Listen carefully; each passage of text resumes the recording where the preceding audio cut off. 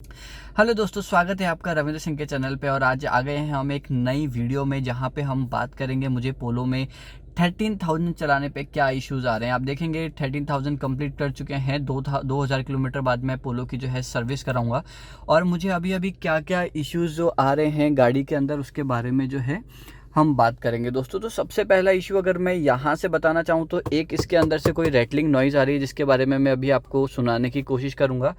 दूसरी rattling noise, इसके चारों दरवाज़ों में से जो है रैटलिंग नॉइज़ आ रही है और आई थिंक वो नॉइज़ आनी ही नहीं चाहिए क्योंकि सिर्फ 13,000 किलोमीटर जो है गाड़ी चली है। मेरी पुरानी गाड़ी जो मेरी पोलो थी वो कम से कम मैंने 1,90,000 से भी ज़्यादा चलाई हुई थी, 2 लाख किलोमीटर, और उसमें कभी भी जो है रैटलिंग नॉइज़ की शिकायत मुझे नहीं आई थी क्योंकि वो टफ़ थी, इतनी टफ़ लगती थी। और ऑब्वियसली उससे इस पे शिफ्ट होने पे मुझे लगा था कि थोड़ी सी गाड़ी हल्की है, बट मैंने सोचा था कि सिर्फ मे बी इंजन की वजह से, क्योंकि इंजन 1500 से 1,000 सीसी का हो गया और थोड़े से सस्पेंशन वगैरह सब इंडिया में बनने लगा है, पहले सब इंपोर्ट करते थे, तो मे बी थोड़ी सी क्वालिटी, बट मुझे लगा था बॉडी में या पैनल्स में तो कोई शिकायत नहीं होनी चाहिए।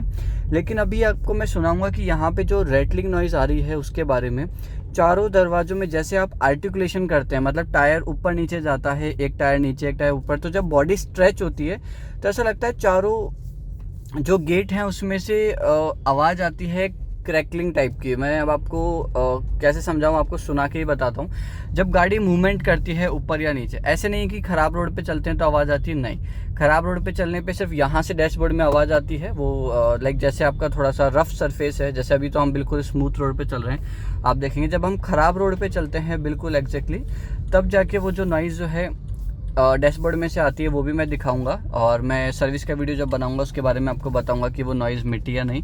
अभी मैं आपको जो वो मेरी डोर्स में से जो आवाज़ आती है उसको सुनाने की कोशिश करूंगा। तो मैं थोड़ी देर जो है बिल्कुल कोई आवाज़ नहीं करूंगा, आपको सुनने की कोशिश कीजिए।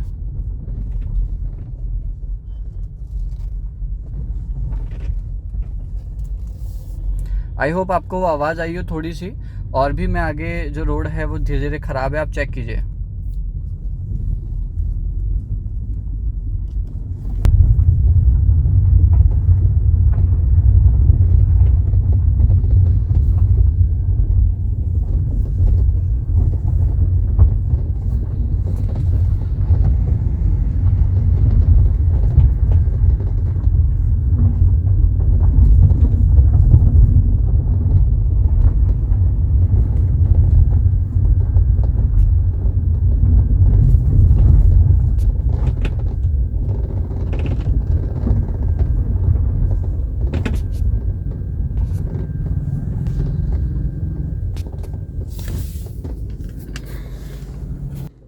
आई होप अभी लास्ट में मैंने सुनाने की कोशिश करी तो आपको सुनाई आई होगी।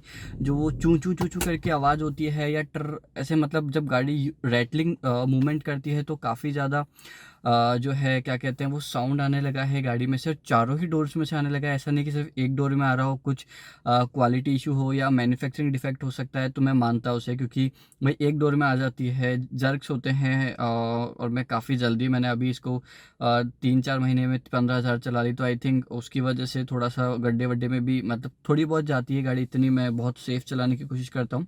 और कोई ऐसे बड़े पोर्ट होल में नहीं गिरी गाड़ी अभी तक, या बहुत ज़्यादा झटके नहीं लगे। लेकिन इंडियन रोड्स जो आपको पता ही है वो होते हैं, और मेरी खुद की जो घर की सड़क वाली रोड है काफ़ी ज़्यादा ख़राब है। लेकिन वो पुरानी पोलो जो मेरे पास थी डीजल TDI 2015 वाली, वो भी मैं लाइक काफ़ी टाइम से जो है उसको चला रहा था। और जिस रोड पे मैं लेके गया हूँ वो भी ऑल सेम रूट्स पे चली है, सब जगह चली, बट उसमें कभी भी मुझे रैटलिंग नॉइज़ का इशू नहीं आया था दोस्तों। रैटलिंग नॉइज़ का मुझे सिर्फ उसमें आया था सस्पेंशन, वो भी कम से कम 1 लाख किलोमीटर चलने के बाद में, 1.5 लाख किलोमीटर चलने के बाद जब मेरी गाड़ी के सस्पेंशन ख़राब हो गए थे।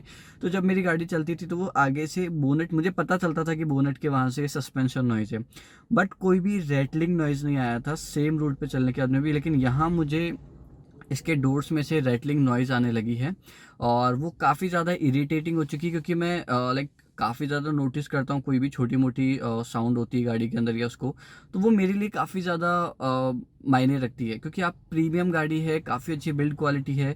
और हाँ, शायद मेरे पास नई पोलो होती मतलब डायरेक्ट मैं ये परचेस करता तो मैं इतना कंपेयर नहीं कर पाता, बट मैं पिछले 5 साल से जो है पोलो ड्राइव कर 6 साल से पोलो ड्राइव कर रहा था TDI। उसके बाद में मुझे ये इसको 4 महीने हो गए नई पोलो को चलाते हुए, तो मुझे काफ़ी ज़्यादा डिफरेंस पता चलता है पुरानी पोलो से नई पोलो में। अगर आप वो भी जानना चाहते हैं तो मैं आपको काफ़ी अच्छी डिटेल में बता सकता हूँ कि जो पुरानी पोलो की बिल्ड क्वालिटी में या क्वालिटी में क्या डिफरेंस था और ये नई पोलो की क्वालिटी में, मतलब कहाँ कहाँ इनने जो है चेंजेस किए। मैंने वीडियो डाला है, वैसे आप देख सकते हैं। तो ये रैटलिंग नॉइज़ के बारे में मैं एक वीडियो डालूंगा जब मैं इसको सर्विस कराऊंगा, और उनको मैं बताऊंगा इसके बारे में, उनका रिएक्शन क्या होता है और वो क्या बोलते हैं इसके बारे में, उसके बारे में मैं आपको बताऊंगा। और बहुत जल्दी 2000 किलोमीटर कंप्लीट हो जाएंगे विद इन नवंबर, और नवंबर में मेरी इसकी जो है सर्विस आएगी। तो वीडियो ज़रूर लाइक कीजिएगा ताकि, और चैनल को सब्सक्राइब कीजिएगा ताकि आपको सर्विस वाला वीडियो मिलता रहे। और ऐसे ही प्यार बनाए रखिए, और जल्दी मिलते हैं नेक्स्ट वीडियो में। जय हिंद दोस्तों।